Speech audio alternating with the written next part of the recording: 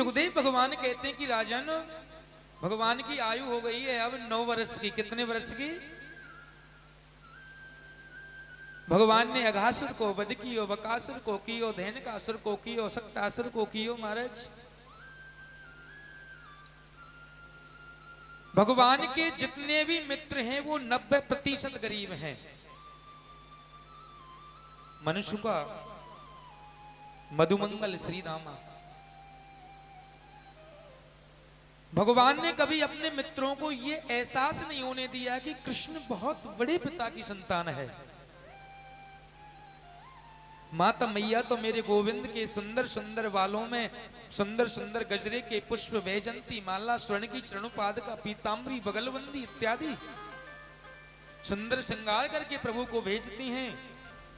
लेकिन नंद भवन से निकलते ही मेरे ठाकुर जी सब वस्त्रों को उतार लेते हैं और जैसे गरीब मित्र मधुमंगल श्रीदामा मनुष्य का अनेक अनेक ग्वाल जो कपड़े पहनते हैं वैसे पहनते हैं। महाराज अपने घर से मैया सुंदर सुंदर भोजन बना के देती है, लेकिन अपने घर के सुंदर भोजन को प्रभु अपने मित्रों को प्रदान कर देते हैं और उनके मित्रों के घर से आया हुआ रूखा सूखा भोजन स्वयं ग्रहण करते हैं। आज श्रीधाम वृंदावन में सभी मित्रों की टोली, आज मेरे बंधुओं गाय चरा रही है, तो आज मनुष्य का आयो, मधुमंगल आयो, श्रीदामा आयो, सब खड़े हुए हैं। आज बल है, गद है, सारण है, दुर्बुद है और भगवान सबके बीच में एक टोली में बैठे हुए हैं। और आज मनुष्य का कहने लगो कि लाला देख मेरी मैया ने दाल भात बनाई है। जहां से भगवान के घर को भोजन मनुष्य को मिल जाए और मनुष्य के घर के भोजन ने लाला पाए जाए। बड़े गरीब हैं भगवान के।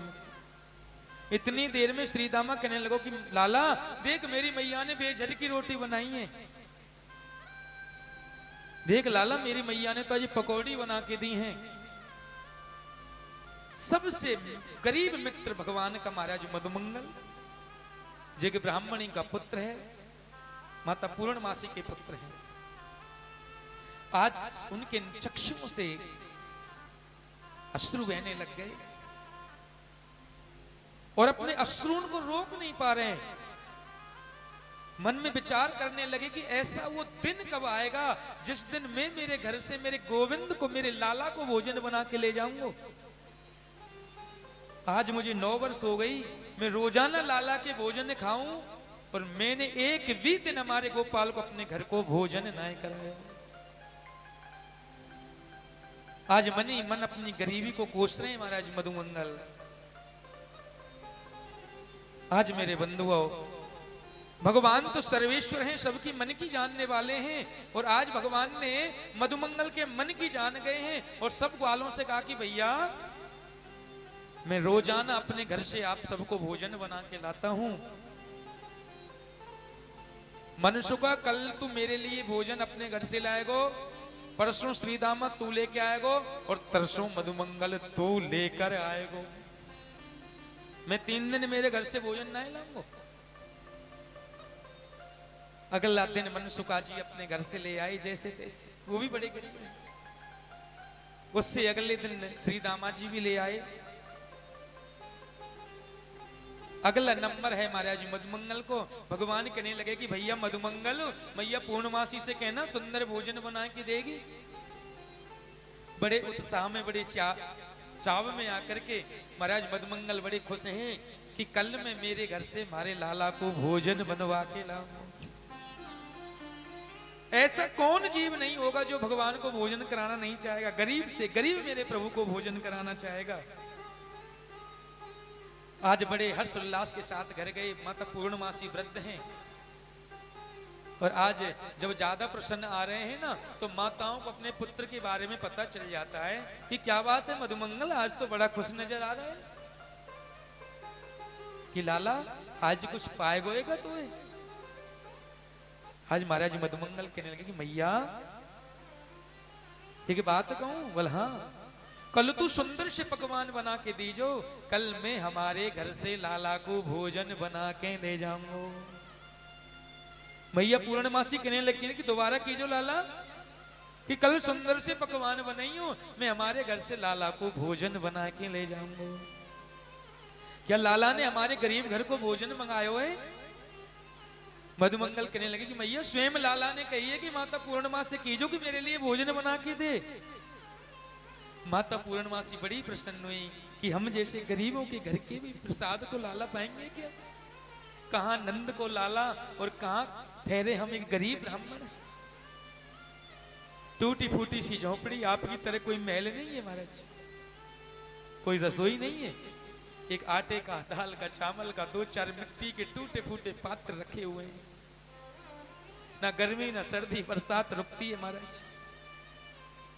आटा देखा तो आटा नहीं है, दाल देखा तो दाल नहीं है, चावल देखे तो चावल नहीं है। जैसे ही घर में कुछ नहीं देखा है तो आज अपनी गरीबी को देख करके अपनी टूटी सी चार पार कर बैठ गई है माता पूर्णमासी। गौ माताओं को बांध करके महाराज मधुमंगल जी आए और कहने लगे कि मैया लाला को कल कहा बना के देगी। मैया के नेत्रों से अश्रु बहने लगे कि पहली बार मेरे लाला ने हमारे घर को भोजन मंगायो है और मेरे मधुमंगल को तो वर्षों से भोजन करा रहे हैं और आज हमारे घर में अन्न का दाना भी नहीं है। आज माता पूर्णमासी कहने लगी कि लाला मधुमंगल, ना तो कोई एकादशी आई, ना कोई अमावस्या पड़ी, ना कोई पूर्णमासी पड़ी लाला, ना कोई बार त्वार आयो। अभी यजमानों के घर से आटा दाल चावल कुछ आया ही नहीं है, घर में तो कुछ है ही नहीं, क्या बना के दूं लाला। वारे व गरीबी, बंधुओं गरीबी में इतना वजन होता है कि हजारों पहाड़ों में भी इतना वजन नहीं होता है।